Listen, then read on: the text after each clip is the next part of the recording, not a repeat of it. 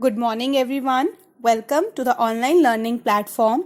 This is part 2 of chapter number 5 of history, that is architecture in medieval India. In this chapter, we will discuss about the emergence of new trends in art and architecture during the medieval period. Part 1 में हमने discuss किया था about temple architecture, जिसको 3 forms में divide किया गया था depending on the region where they were built. First one is the Nagara or North Indian style. Second is the Dravida or South Indian style.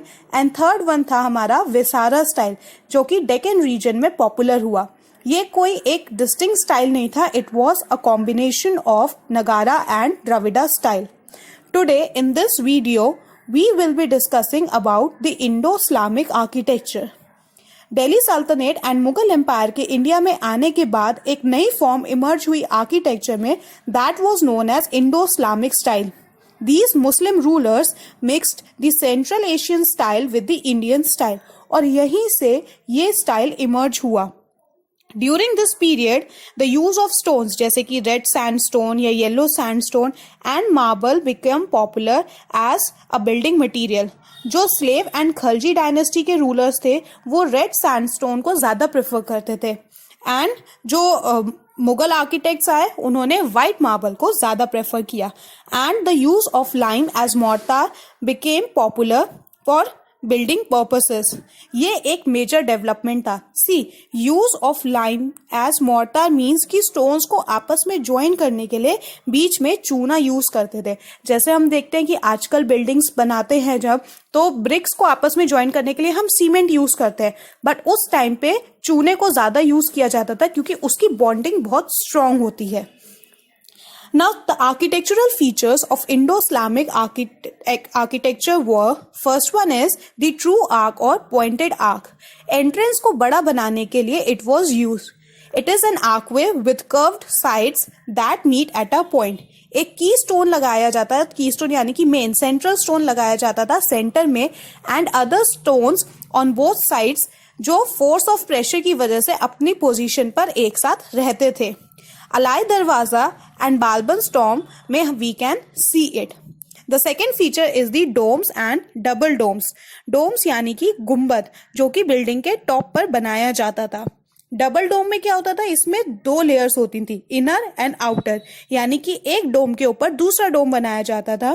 The dome is octagonal in shape यानी कि and of 2 storeys. Double domes introduce करने का credit Mughals को ही जाता है. The third feature is the use of minarets. Minarets means Minar, tall और lean towers जिसमें बहुत सारी स्टोरीज होती है, एंड हाइट के साथ साथ क्या होती है कि उसकी जो विड्थ है वो धीरे धीरे डिक्रीज होती रहती है. मुगल्स के टाइम पीरियड पर minarets were used mainly in all monuments. The fourth feature is the use of patterns on wall. Geometric and floral patterns were carved on walls, which included the designs of lotus, bells, swastik, etc. The fifth feature is the calligraphy, which was combined with patterns. Calligraphy हमें पता है क्या होता है. It is the art of writing alphabets in artistic manner, and mainly Quran verses को लिखवाया जाता था. The combination of all the decorative devices came to be known as arabesque.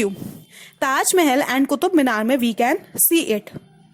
The next feature of the Indo-Islamic architecture was the introduction of Petra Dura style of inlay decoration. That means floral design. Floral यानी कि flower से related. तो floral designs बनवाना जिसमें colored semi-precious stones were used. Taj Mahal में ये work करवाया गया है. The seventh feature was the Charbagh यानी कि गार्डन. जो गार्डन कॉम्प्लेक्स होता था उसको स्क्वायर कंपार्टमेंट्स में डिवाइड कर दिया जाता था. मिडिल में चलने के लिए पेवमेंट्स बनाई जाती थी, एंड जनरली वहां मुगल टॉम्स में दीज चारबाग्स वर मेड और constructed. The next picture is the baolis और स्टेप वेल्स. ये एक तरीके के वेल्स होते थे जहां पर स्टेयर्स बनवाई जाती थी नीचे जाने के लिए. इसका मेन पर्पस था जो अंडरग्राउंड वाटर है वहां तक पहुंचना. अग्रसेन की बाउली है दिल्ली में, एक लखनऊ में भी है.